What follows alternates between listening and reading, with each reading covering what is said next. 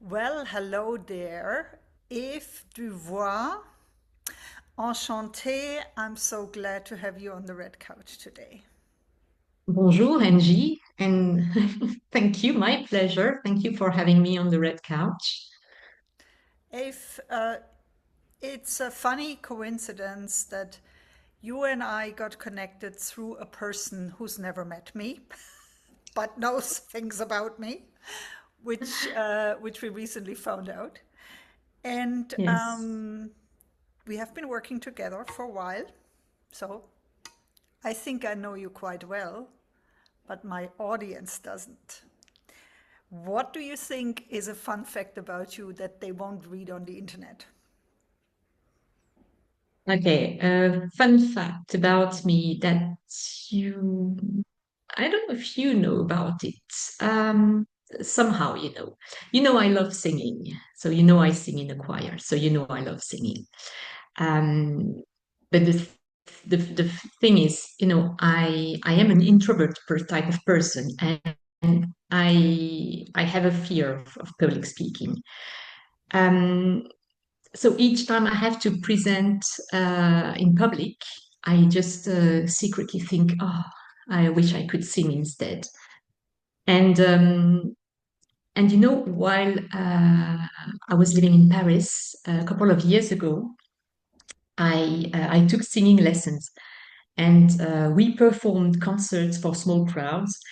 And we were expected to introduce our songs before singing. Uh-huh. And I remember my first concert. I was so nervous. I was petrified. And so I just totally skipped the introduction and I rushed into singing.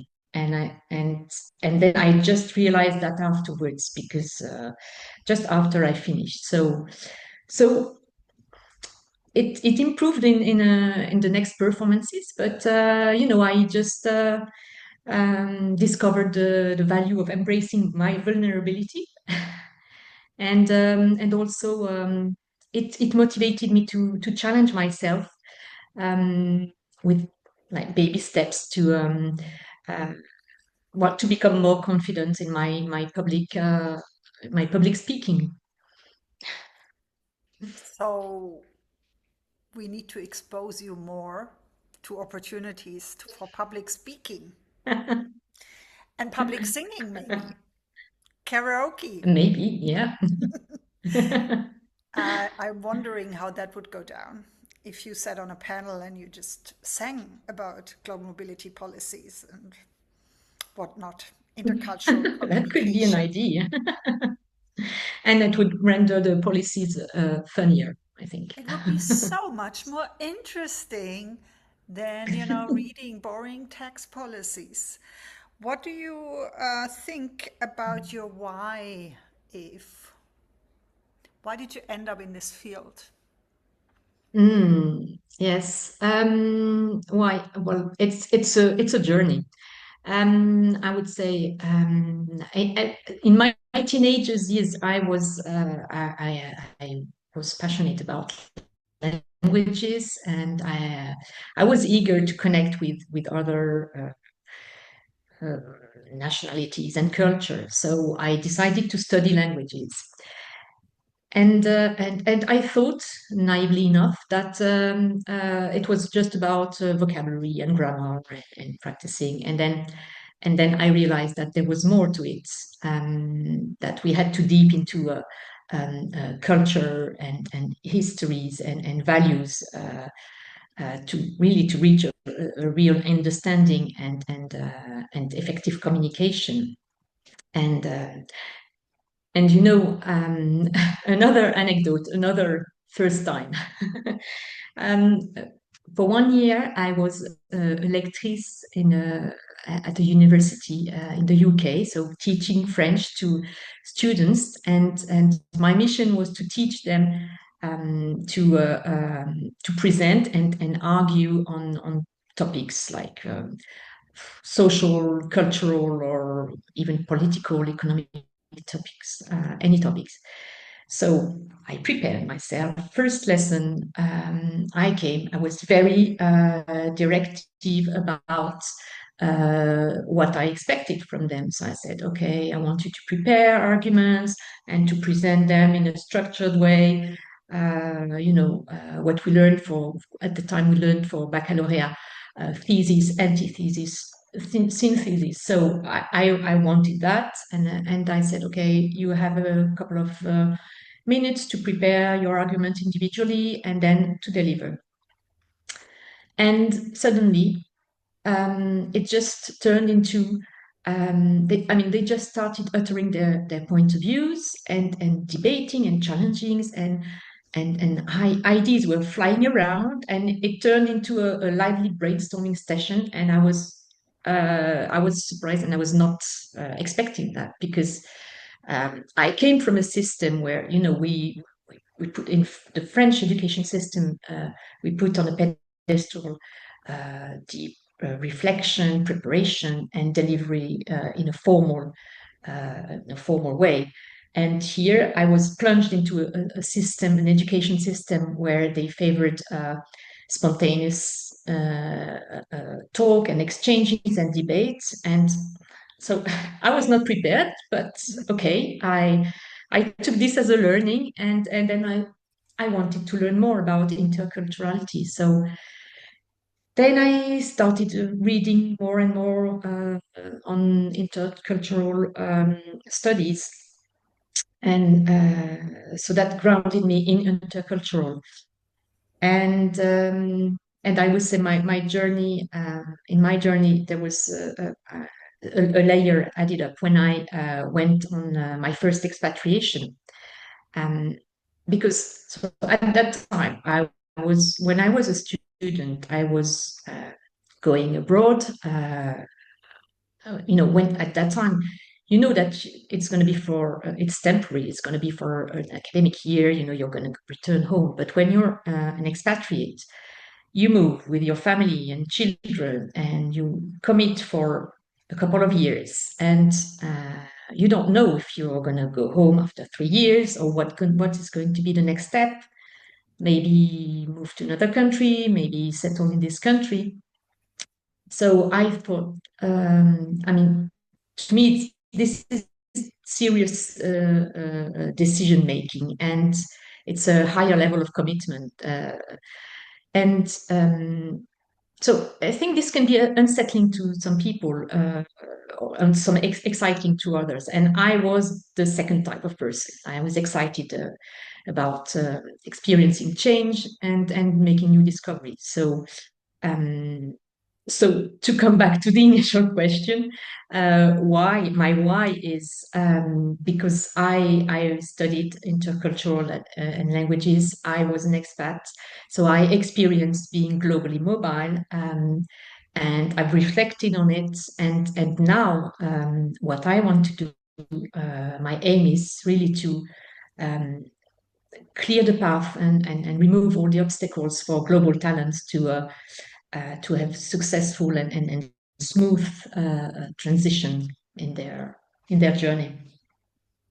You also already answered my second question, but maybe not fully, how you Mhm. ended up where you are today. Right now, you're a Mm. consultant, you know, you work with companies on global mobility themes, topics, operational and strategic work. I know you're also into Mhm. intercultural training and coaching. It's something you're looking into. But how did you, Mhm. how was your journey from the first expatriation to today? Switzerland, Zurich. Yes. So how I ended up there. Um, so my red thread has always been supporting people in cross-culture situations. So indeed, I was a language trainer, an intercultural trainer, and so I got interested into global mobile people, and so that naturally led me to global mobility. So before moving to Switzerland, I was in Paris, in France. I had a position as a global mobility manager in a multinational company, Mm-hmm. and there I managed inbound expatriates. So expatriates coming to France with their families, and that meant managing immigration formalities, relocation, logistics, compliance topics. So that's where I built up all these skills. But that could also mean addressing more personal topics like a family with a child with special needs or a partner who finds it very difficult to leave their country behind and leave their family behind. And so it was more sensitive topics. And every case, every situation is unique in global mobility. And that's what really appeals to me. So, yeah, more on a personal Yeah, and what I always matter. find interesting when people talk to me, like junior students, bachelors, about working in HR in general, I always tell them, look, if you want to go into, it's now often called the people and culture function, but some still Mhm. call it human resources. But if you want to work in human resources because you want to work with people, if that is your utmost driver, then I think global mobility is one of the only areas where you will actually deal with the people. Because, Yes. in most of the other areas of HR, you deal with a lot of other things, but not with the people. so, Hmm. Hmm.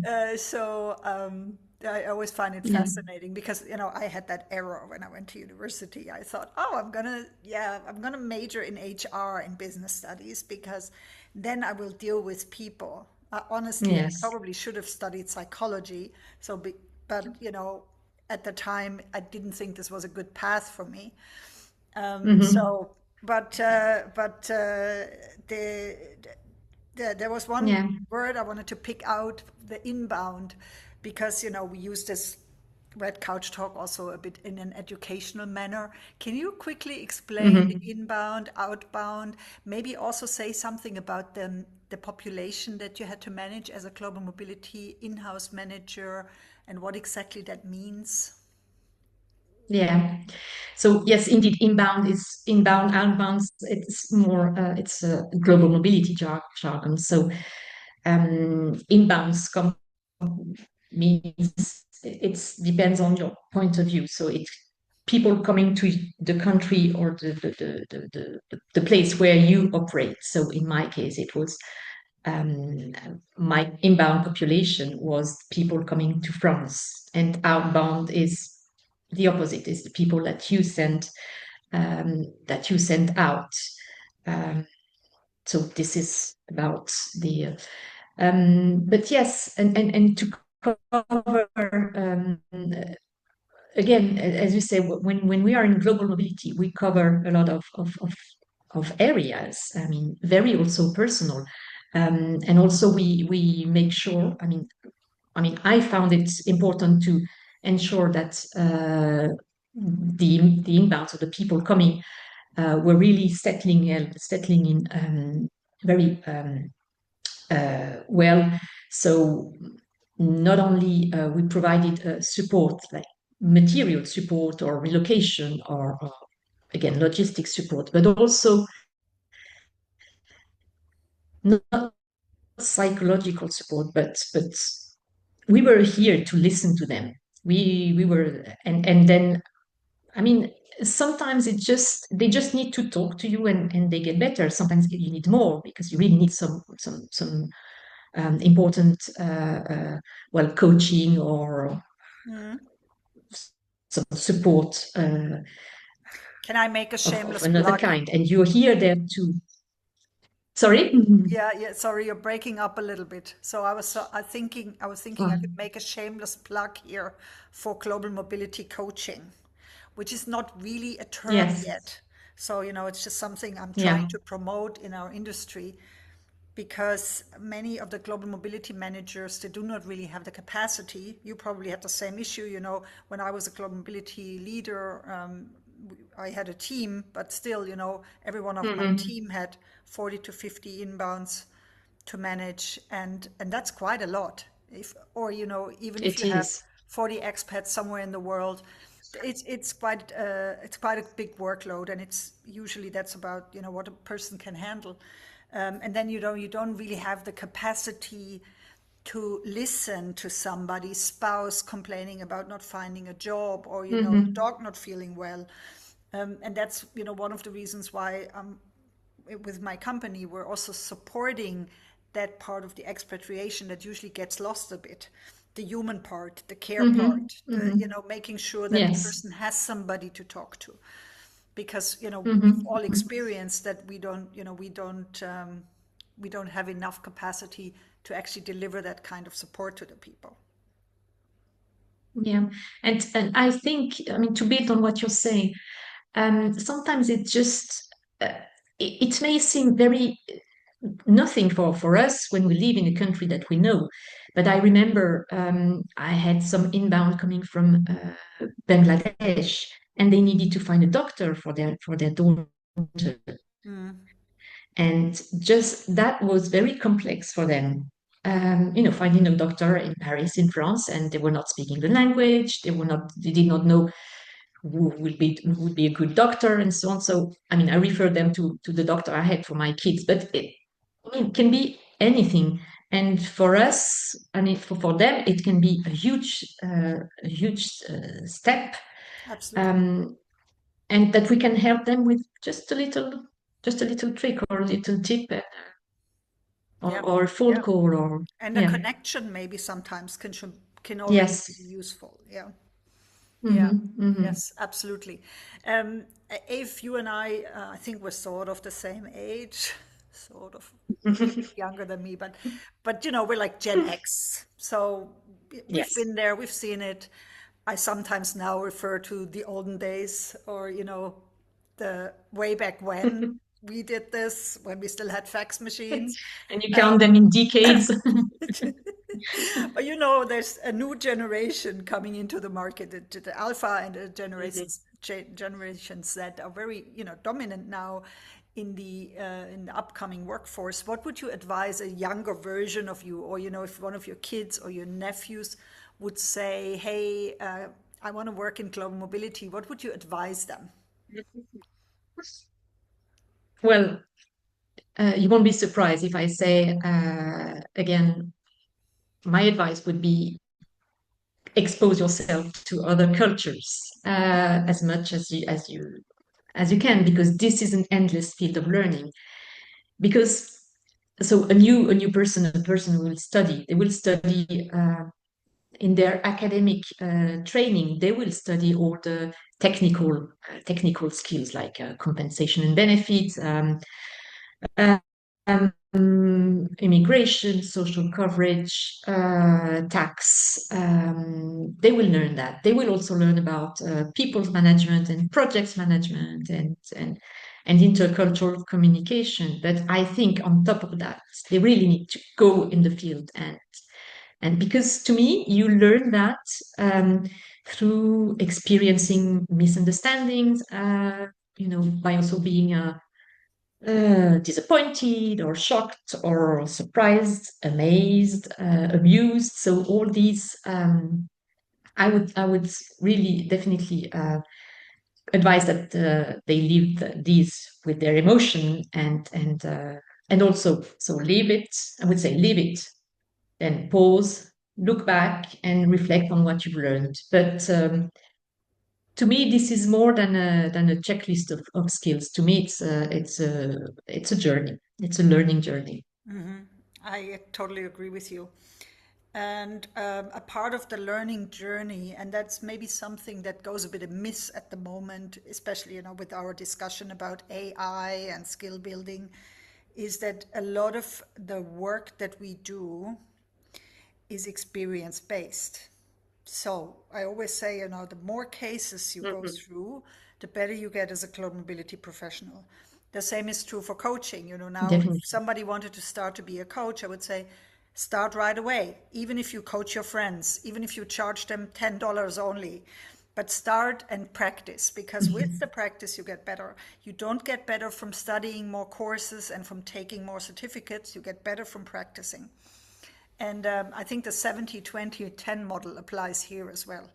It's a pretty good model for global Yes. mobility. 70% on the job, Hmm. 20% coaching, 10% formal training and education.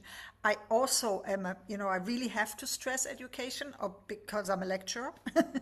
But I think that what is really important is that you embed the education in your actual experience, because nothing is worse than what I did in the very early days when I was sent to a KPMG seminar, 2 days on international assignments, and they were all discussing Hmm. all these special cases, and I didn't even have the basis. My brain could not connect this. So Yeah. that's why, I think you need to start to learn from scratch, do 200 cases, and then maybe you come to the master course in Holland. So that's sort of, what I reiterate to people a lot. Yeah. Yeah. And now Exactly. I've completely taken over the conversation. I'm sorry about that. But, No, no, but it's occasionally true. I I mean, have to it's say, these things are also important. So we have to stress them as well. yeah. If But we always get carried away when we talk about global I, mobility, I, don't I we? totally get carried away. I always say, tell me how long I can talk because I can talk for weeks about this. Yeah. One more question. So I've already touched on education. Now, question to you. You have a lot of experience. You've seen a lot of things. You know a lot of the curricula that are out there. Is there anything you think we should stress more in the formal education for global mobility? Specifically, for example, in the master course at Erasmus University. Hmm. Well, I I think the courses are quite complete already, quite comprehensive. But I think AI now is I mean, leveraging AI in global mobility is can really make the difference. I think it's more than a trend. It opens up to new ways of practicing global mobility. I mean, we have also a lot of administrative, boring tasks to do in global mobility. Well, AI can help you, draft a compliance letter.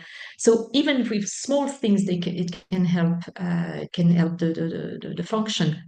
And I would say even on a company level, it can also help with the process, streamlining the process, or enhancing the employee experience. And I'm saying that because I came across some um, some interesting HR pilot projects, and one of them was leveraging AI.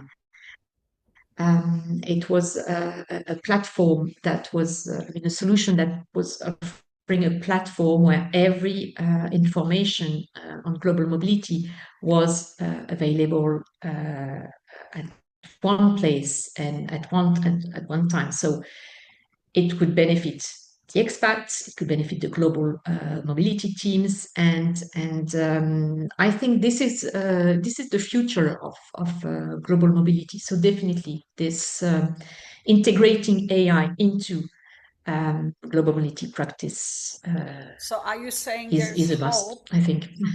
Are you Mm. saying there's hope for the holy grail that I have been dreaming about for the last 10 years? I The have the tool, same the dream. system that rules them all. Yes, yeah, yeah, yeah, definitely. Uh, this is not a public tool, I assume. This is probably something that you saw in a company, It, right? it was a test. It was a test pilot, but I think it had been tested with um, a few companies already. Um, so I think and if I remember well, they were saying that they would probably go out with with the live of this pilot project in about a year. So There is hope, Angie. There is hope. We will see. We Let's will keep an see. eye on I have yet to be convinced about all of this. that. Um, Great, but I mean, I think, we're generally open to modern technology in many ways and to trying out things Mm, into digitalization.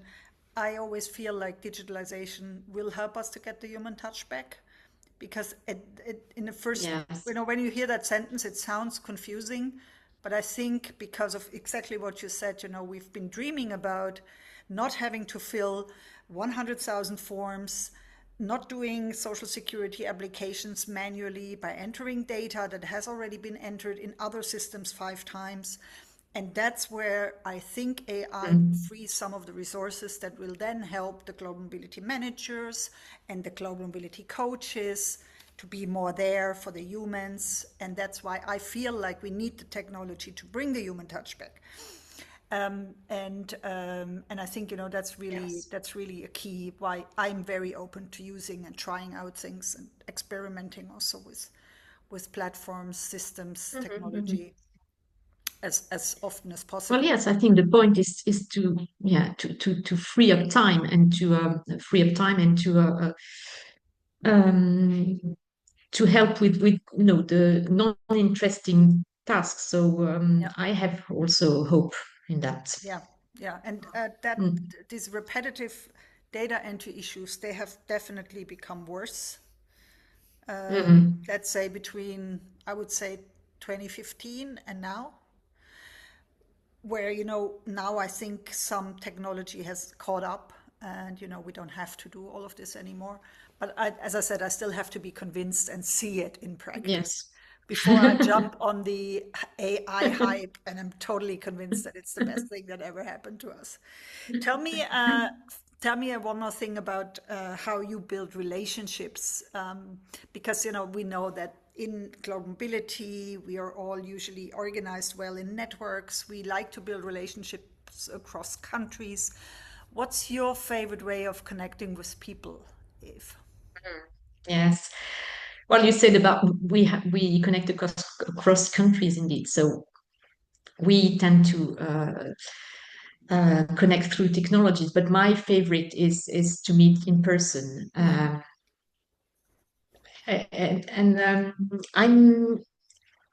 I'm at ease.